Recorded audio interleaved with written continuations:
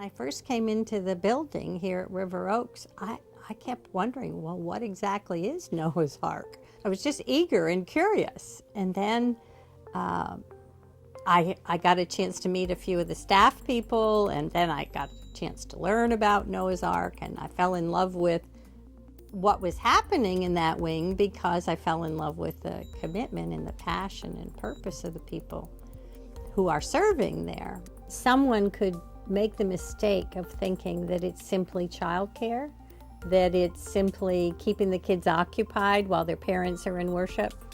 There's so much more that happens in those classrooms.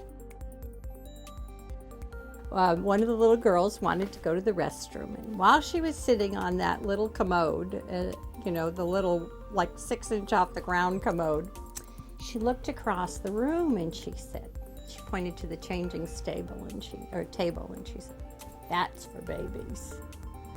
And I said, "Yes, sweetheart, you're right, it is for babies." And she said, "I'm not a baby.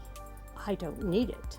And I said, "That's right, you're not a baby, you're a little girl." She said, "I'm not a little girl, I'm a big girl." And I had actually used the language of little girl because so many girls are so self-conscious about their size these days. But I quickly corrected myself and said, "Yes, you're absolutely right. You're a big girl now." She said, "It's okay, you forgot." Well, I was just taken with the grace of a 2-year-old telling me that it was okay. And I thought,